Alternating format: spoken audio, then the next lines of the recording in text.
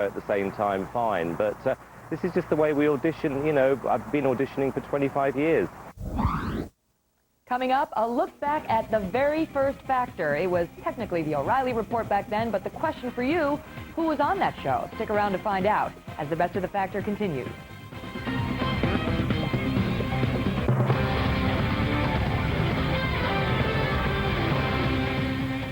Good evening, everyone. I'm Carol Iavana. President Bush helping remember the men and women who wore America's uniform and died in service to their country. He was among those on hand for a ceremony at Arlington National Cemetery. There, he laid a wreath at the Tomb of the Unknowns. A different kind of Memorial Day service in New Orleans, mourners gathering at two canals in the city to remember the victims of Hurricane Katrina. They were accompanied by a singing brass band, and they sang "We Shall Overcome." Mourners also carried American flags to remember fallen service members. It could be the deal which lays down the law for Iran over its controversial nuclear program. Diplomats telling the Associated Press that American, Russian, Chinese, and European representatives plan to endorse a proposal meant to reward Tehran if it abandons uranium enrichment and punish it if it doesn't.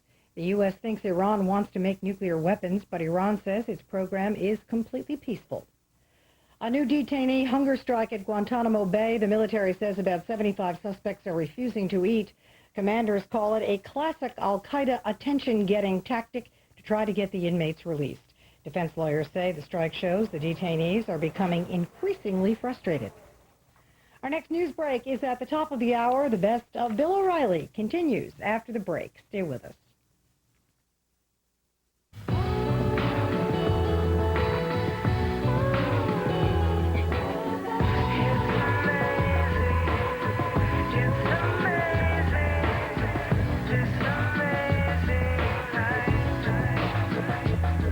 Is it possible to engineer desire?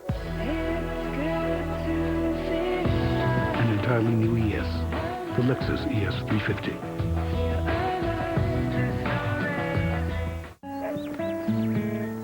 You feeling better? I'm getting there, but I do feel good that we have Aflac. Glad I asked about it at work. I'm glad it's helping pay the bills. Electric bill, house payments, even Michelle's education. Helps with just about any bills our health insurance doesn't cover. Aflac. Ask about it at work. Are you one of the millions of people who think you just can't learn a second language? The problem isn't that you can't learn. It's that you've been using the wrong method. Well, thanks to our breakthrough software called Rosetta Stone, learning a new language is now incredibly easy and a whole lot faster. I've probably learned more in the first 2 weeks than I have in months of taking formal classes. Unlike traditional methods that require hours of tedious translation and memorization, with Rosetta Stone, you're actively engaged in each lesson. From the very beginning, you'll see real-life images and hear native speakers. El caballo está saltando. This powerful combination teaches you to think in a new language, not memorize, so speaking comes naturally. You learn far more easily and more quickly. I've used a lot of different mediums, the books, the tapes, and it just, bar none, it's the best one that I've ever used. I was one of those people who thought they could not learn a language, and I needed to learn a language for my job, so I needed to learn Spanish. And I learned Spanish quickly, and I did it through Rosetta Stone. Rosetta Stone is so fast and effective, it's used by the U.S. State Department, NASA, the FBI, and top Fortune 500 companies, and is the world's leading language learning software. It's almost like having your own person there teaching you, your own private tutor who is just very relaxed in your home with you, sitting there teaching you the language. Rosetta Stone is the fastest way to learn a new language. And to prove it, we'll send you our amazing demo CD absolutely free when you call. There's no obligation to buy. Right away, you'll see for yourself just how fast and easy it is to learn a new language with Rosetta Stone. This really is a great program. I believe that you can learn any language with this program. If you're serious about learning a language, there's no easier way to do it than with Rosetta Stone. Call the number on your screen now and see for yourself why Rosetta Stone is the fastest way to learn a language, guaranteed. The #1 show that dominates cable news, The O'Reilly Factor. Welcome back to the Best of the O'Reilly Factor. I'm Megan Kendall, your host tonight, as we take a look back at the best of the Factor. In just moments, we will head back to the very first show Bill ever did at Fox, and we will show you the shortest interview ever to appear on the Factor. But first, in the Unresolved Problems segment, it was a shootout that is now legendary. O'Reilly versus Michael Moore. No explanation needed. Let's just roll it. All right, here are the rules. Ready? I ask you a question, then you get to ask me one, and then back and forth. You all right with that? That's fair. We'll just stick to the issues. The issues. All right, Okay. good. Now, one of the issues is you, because you've been calling Bush a liar on weapons of mass destruction. The Senate Intelligence Committee, Lord Butler's investigation in Britain, and now the 9/11 Commission have all come out and said there was no lying on the part of President Bush. Plus, Vladimir Putin has said his intelligence told Bush there were weapons of mass destruction. You want to apologize to the president now or later? He didn't tell the truth. He said there were weapons of mass destruction. Yeah, but he didn't lie. He was misinformed. By all of those investigations come to the same conclusion. That's not a lie. So in other words, if I told you right now that nothing was going on down here on the stage... That would be a lie because we could see that wasn't the truth. I'd have to turn around to see it. And then I would realize, oh, Bill, I just told you something that wasn't true. Actually, it's President Bush that needs to apologize to the nation for telling an entire country that there were weapons of mass destruction, that they had evidence of this, and that there was some sort of connection between Saddam Hussein and September 11th. And Okay, he used that he as never a, said that, but back to the thing. If Michael Moore is president, I thought you said you saw my which movie. may happen if Hollywood... I show all that in the movie. Yeah, okay, fine. But that was your question. This is issues. That's your question. You've got 3 separate investigations plus the president of Russia, all saying British intelligence, U.S. intelligence, Russian intelligence told the president there were weapons of mass destruction. You say he lied. It's not a lie if you believe it to be true. Now, he may have made a mistake, which is obvious. Well, that's almost pathological. I mean, many criminals believe what they say is true. All right, so now... They could pass a lie detector test. You're dancing around the question. No, I'm not. This is. There's no dancing around. He didn't He said lie. something that wasn't true. Based upon bad information given to him by legitimate sources. Bill, you know that they went to the CIA, Cheney went to the CIA, they wanted that information. They wouldn't listen to anybody. Did he go to Russian intelligence and Blair's intelligence too? His own people told him. I mean, he went to Richard Clark the day after September 11th and said, what do you got on Iraq? And Richard Clark's going, oh, well, this wasn't Iraq that did this, sir. This was Al-Qaeda. You're diverting the issue. Did you read Woodward's book? No, I haven't read his book. Okay. Woodward's a good reporter, right? He's the Watergate guy. You know who he is, right? I know who he is. Okay. He says in his book, George Tenet looked the president in the eye like I'm looking you in the eye right now and said, President, weapons of mass destruction is a quote-unquote slam dunk. If you're the president, you ignore all that? Yeah, I would say the CIA had done a pretty poor job. I agree. Tenet was fired. Yeah, but not before they took us to war based on his intelligence. This is a man who ran the CIA, a CIA that was so poorly organized and run and wouldn't communicate with the FBI before September 11th. And as a result, in part, we didn't have a very good intelligence system set up before September 11th. Nobody disputes that. Okay, so he screws up September 11th. Why would you then listen to him when he says this is a slam dunk and you're going to go to war? You got MI6 and Russian intelligence all saying the same thing. That's why. Okay, here's my question. You're not going to apologize to Bush. You're going to continue to call him a liar. Oh, he lied to the nation. Bill, I can't think of a worse thing to do for a president, to lie to a country, to take them to war. I mean, I don't know of a worse... There was no lie. He did not tell the truth. What do you call that? I call that bad information acting on bad information. Hey, a 7-year-old can get away with that. All right, your turn to ask me. Mom, Dad, it was just bad information. I'm not going to get you to admit it wasn't a lie. It was Go ahead. a lie, and now, which leads to my question to you. Over 900 of our brave soldiers are dead. What do you say to their parents? What do I say to their parents? Yes. I say what every patriotic American would say. We're proud of your sons and daughters. They answered the call that their country gave them. We respect them, and we feel terrible that they were killed. But what were they killed for? They were removing a brutal dictator who himself killed hundreds of thousands of people.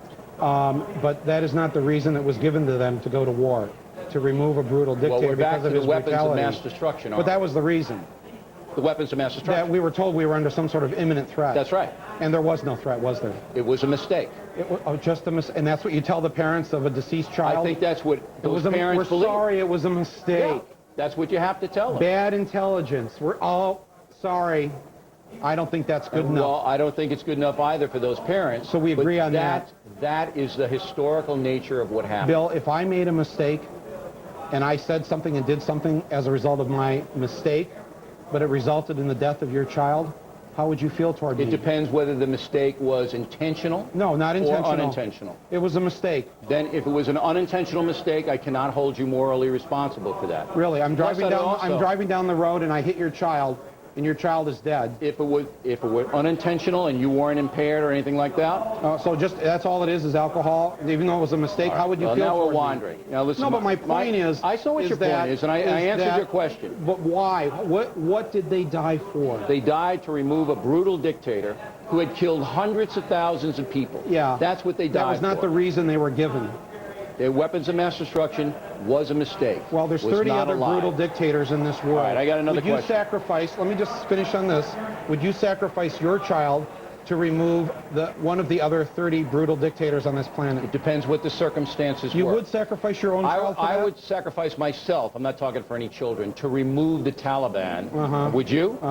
Would you? I would. That's my next question. No, I would be willing. Would you sacrifice yourself to remove the Taliban? I would be willing to sacrifice my life to track down the people that killed 3,000 people on our soil. Yeah, that was Al-Qaeda who was given refuge by the Taliban. Yeah, but we didn't go after them, did we? We removed the Taliban and killed three-quarters of the That's why the Taliban are still killing our soldiers there. Well, look, Moore, you can't kill everybody. Come on. You don't, look, you wouldn't have even invaded Afghanistan, would you? No, I would have gone after the man who killed 3,000 people. How? Go to where, as Richard Clark says, our special forces were prohibited for 2 months to go into the area where they believed Osama why was that? Yeah, that's my question to the Bush administration. Because Pakistan didn't want its territorial sovereignty violated. No, this was in Afghanistan on the border. Why didn't we even go there? We were there in Tora Bora. He got a 2-month head start. Up next, the very first factor ever. Well, technically it was the O'Reilly report back then, but it was as intense then as it is now. And we'll have it for you after the break.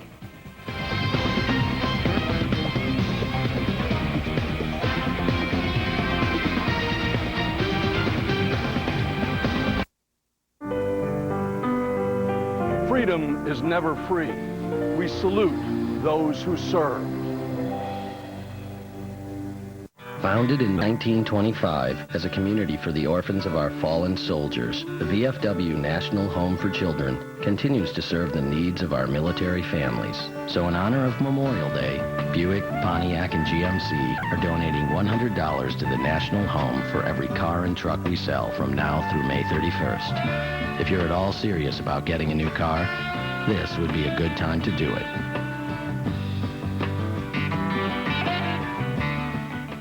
Paul. Hey. Oh, hey. Here for your mortgage. Actually, I'm using LendingTree instead. Oh, you are? Why? Well, they have banks competing, so their rates beat the national average. We've been your bank for years. You can't just walk away. Oh, I'm not. Since your bank is part of the LendingTree network, you can compete over me, too. What? And I want you to know, I'll be pulling for you. Good luck, buddy. Join the 18 million people getting a better loan at LendingTree. When banks compete, you win.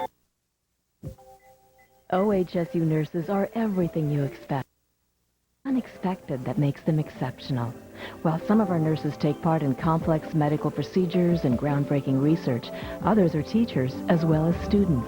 This leading-edge medical experience gives OHSU nurses the skills for times of crisis and the quiet moments of comfort that define excellence in nursing at OHSU. Join the team that's helping OHSU change the world. Oregon business owners and managers have found a new alternative to old-fashioned, high-priced, classified help-wanted ads. They're using PortlandJobFinder.com. We've had great results using PortlandJobFinder.com. It's cost-effective, and there's a great resume flow. We particularly like the online submission of resumes so that we can review and properly screen the prospects. There are no deadlines and no waiting for tomorrow's newspaper. Find the job applicants you need fast. It's free for job seekers and good for business.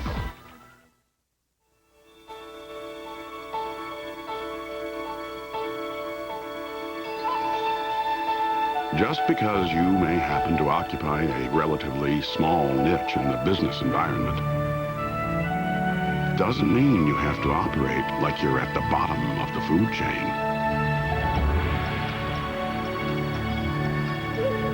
Pacific Continental, the right bank. Over the past 50 years, the folks at Oregon Community Credit Union have been doing all kinds of wonderful things to make Oregon a better place. And this year alone, we'll pitch in and help out more than 50 worthy causes. So please, come join us. You know, this whole community thing is really starting to take off.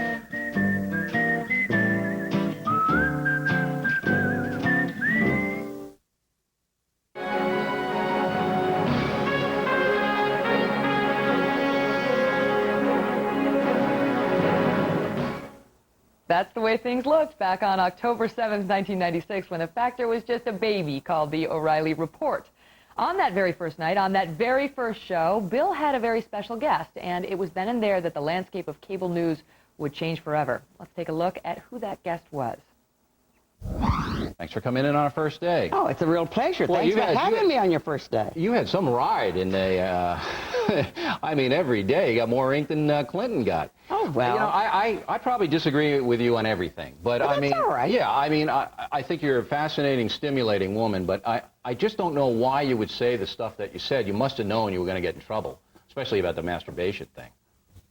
Why? Oh, come on, this is America. Well, when 90% of men masturbate, 70% of women masturbate, and the rest lie? Yeah, but you why? don't want it taught in schools. I mean, parents don't want Nobody that. has to teach anybody how to masturbate. No. God taught us how. But we should stop lying to our children. Tell them hair will grow on their hands.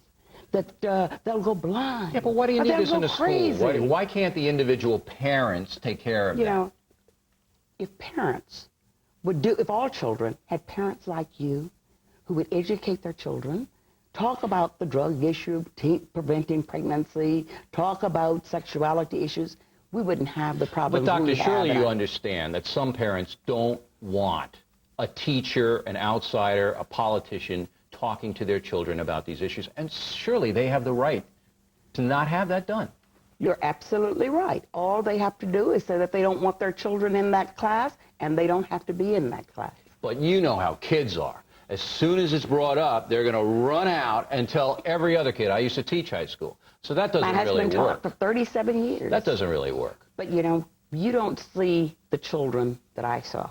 You don't see the children from the Delta, the poor children whom nobody has ever really taught them anything, who don't have parents who could educate them.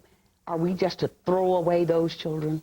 Well, I understand your point. I mean, there are a lot of children who just desperately need any kind of education, not just about sex. Right. That's right. Your name came up in the debate last night. Yes. I'm sure you saw. Let's see that clip here, and we'll discuss it after it. You had a surgeon, or before General McCaffrey, you had a lady who said we ought to consider legalizing drugs. Is that the kind of leadership we need? Well, what about that? He's trying to bash Clinton using you. Well, he even in his announcements, you know, all over the country in Arkansas, he was very explicit about talking about what I had said. You know, I feel that if Mr. Dole wants to talk about me and what I said, he should get his facts straight. What I said is I said that we should study the issue. Anything we spend $60 billion a year on, as we do in this country, we should study the issue and know what we're doing. I did study it. Doesn't work.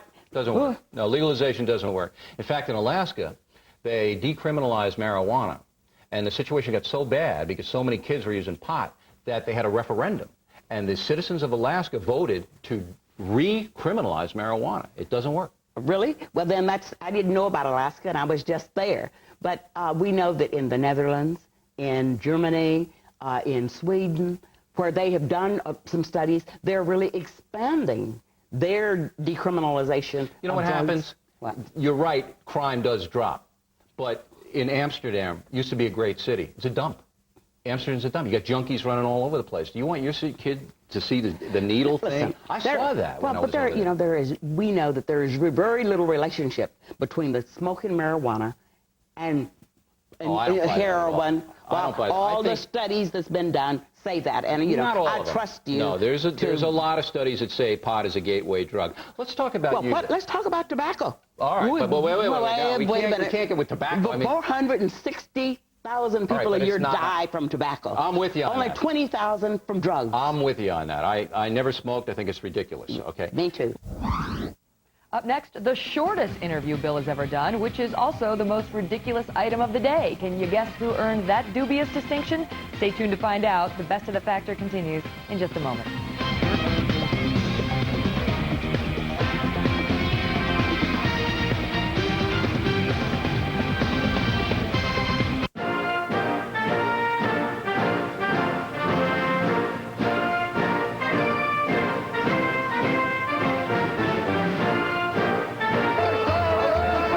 But I will tell you this.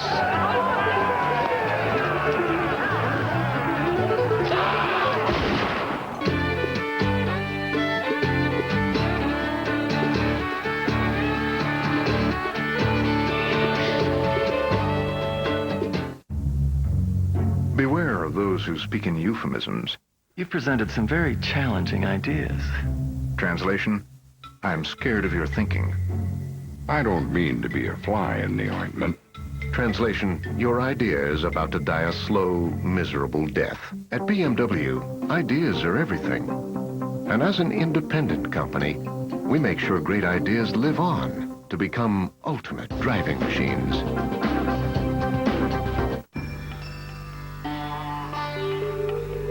To unlock the secret of healthy, beautiful hair, go to the source. Start with a healthy scalp with the totally reinvented Head & Shoulders with Hydra Zinc formula. The Head & Shoulders Hydra Zinc formula combines perithione zinc, the #1 ingredient used to restore scalp health, with 6 times more moisturizers. They work together to care for the scalp and maintain its natural moisture balance. The result? Hair that is healthy, nourished from root to tip, and up to 100% flake-free. Head & Shoulders guarantees it, or you get your money back. No wonder Head & Shoulders is the #1 selling anti-dandruff shampoo. Visit headandshoulders.com for a free trial size sample and surprise yourself with the totally reinvented Head & Shoulders with Hydra Zinc formula. Truly healthy hair starts at the scalp.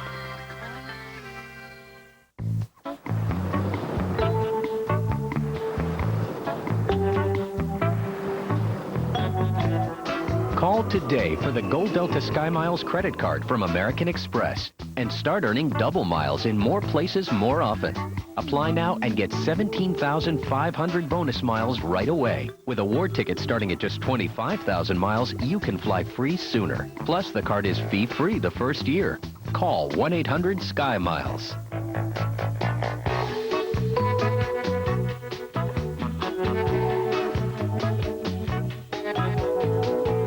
Call now for the Gold Delta Sky Miles credit card and earn 2 miles for every eligible dollar you spend for even faster travel awards on Delta and 18 airline partners. Take advantage of this great offer today and get 17,500 miles closer to a free trip. Plus, enjoy the card fee-free the first year. Call 1-800-SKY-MILES now. It's a trip down memory lane tonight. Welcome back to the Best of the Factor. So who do you think has the dubious distinction of being Bill's shortest interview ever? Here it is, weighing in at just 1 minute and 55 seconds, ladies and gentlemen, former heavyweight champ, Mr. Mike Tyson. Mr. Tyson, do you consider yourself fortunate that the authorities allowed you back in the ring? What authorities? The state of Nevada? Hey, I guess I am, yeah. Yes, Master, I'm very fortunate that they let me in. Well, I mean, it's a legitimate question, but if you are a public figure, as you are, obviously, you have to expect the media, me, obnoxious guys like me, to ask you those kinds of questions. Are we out of line asking them? I answered your question. Continue to answer. Okay. Second question for you. You come up the hard way here in New York City. I know a lot about your background. Do you consider yourself a role model for kids who are in this position that you were in, say, 20 years ago? You don't know anything about me or my background. You just know what you read. And I'm having a tough time surviving myself, so it's very difficult for me to consider myself a role model. Do kids ask you questions when they see you out in public? Do they ask you anything? And if so, what? I guess they just want my autograph, sir. So they never really ask you personal questions or how it is to, because it takes a lot of discipline to do what you've done in the ring. I mean, obviously, it's a lot of painful discipline to get yourself into shape to fight. Do they ask you about the discipline and what it takes to get to the top? I don't know anything about that, sir. Okay. You looking forward to the fight, Mike? Yes, sir. In what way? What are you going to hope to achieve out there? Well, I hope to achieve a win, sir. All right, Mike, we appreciate your time very much. Thank you. Mike Tyson, apparently not in the best of moods when he stepped into the no-spin zone, and that in itself is tonight's most ridiculous item of the day. And that will wrap up this very special edition of the Best of the O'Reilly Factor. I hope you had as much fun strolling down memory lane as we did tonight. And as Bill always says, we thank you for watching The Factor, and please remember to listen to the Radio Factor and check out BillO'Reilly.com. Hannity and Combs is next. I'm Megan Kendall. Remember, the spin stops right here. You know why? Because Bill is looking out for you.